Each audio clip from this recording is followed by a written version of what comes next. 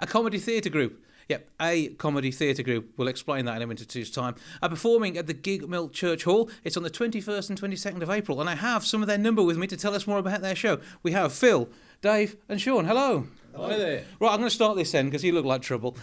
So Phil, tell us a bit about what's going on to begin with. It's a brand new play written by Dave here. It's Dave's first ever play, and it's called PM.com, and it's about Dave Harris, a man who gets fed up with the way the government are running the country, so he decides to set up his own political party and have a go himself, thinking he can do a better job. Worth a go. And it's a comedy theatre group who are doing it, so explain the A to me. Oh, we have to put the A comedy theatre group, so we're first. That all sounds good to me. So, Dave, we know you from your work writing kids' books mostly, because we've had a chat about this before. Yet you're wearing a rosette, which ties in with the story, doesn't it? It does. This is the Countrywide Reform Alliance Party.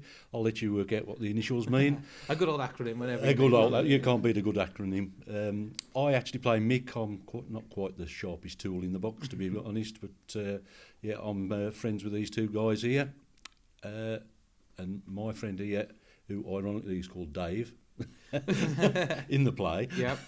This could get really confusing. It's getting very, very confusing already, isn't it? He's decided he's going to run a political party over the internet, which is the basis of the play. And Sean over here, I mean, you do look a bit like a political commentator of some kind. So I think it's you've got that look about you. Is that a good thing or a bad thing? I'm not sure.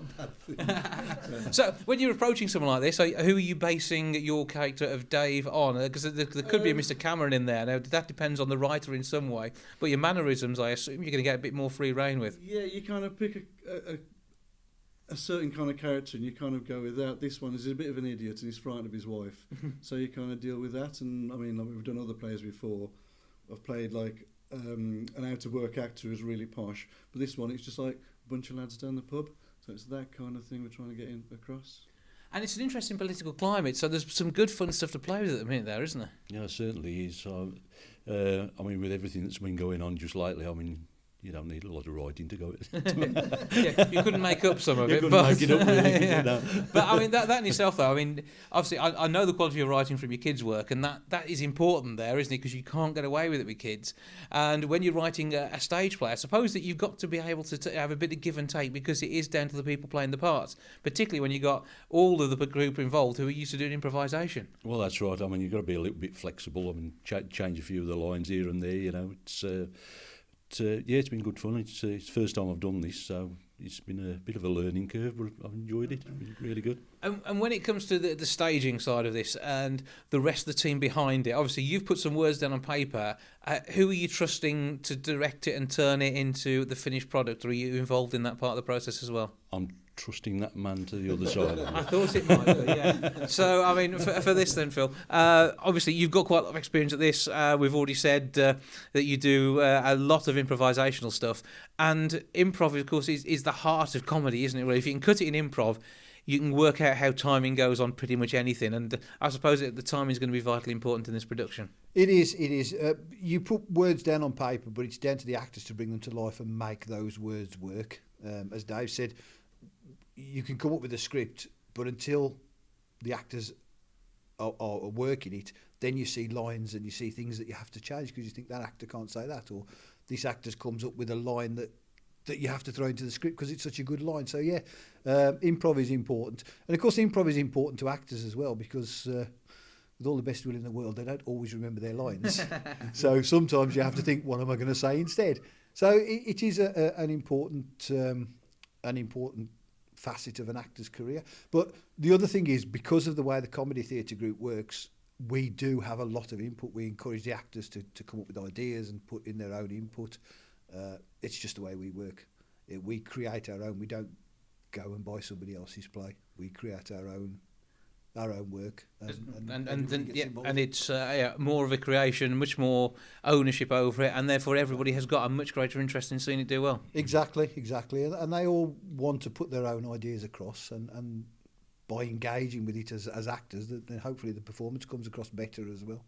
So, I was just going to say, also talking about the directing side, it's the first time I've ever directed something that somebody else has fully written.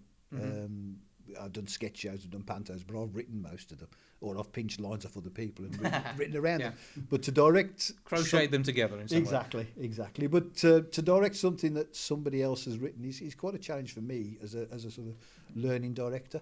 So give us the full details on how people get tickets and the name of the show, where we are, and the full set. It's Gigmill Methodist Church Hall. Yeah. It's Friday the 21st and Saturday the 22nd of April. Curtain up at 7:30.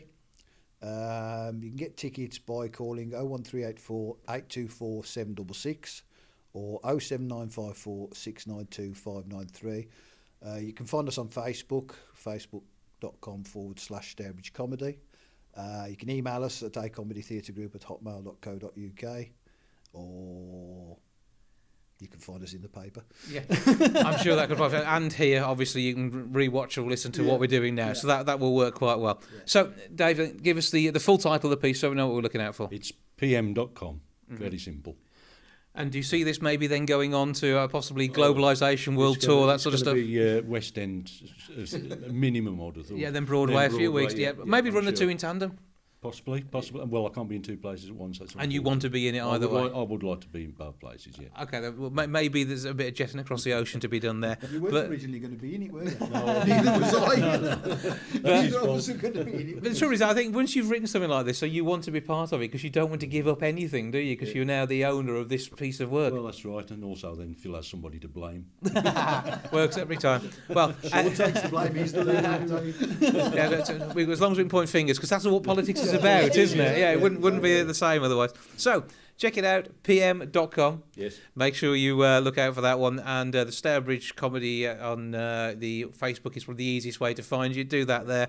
But A Comedy Theatre Company are the guys to watch out for. And it should be absolutely brilliant by the sounds of it, because I say they're all mad, which I think will help. But thank you guys for joining us. Thank you very much. No problem. Thank you.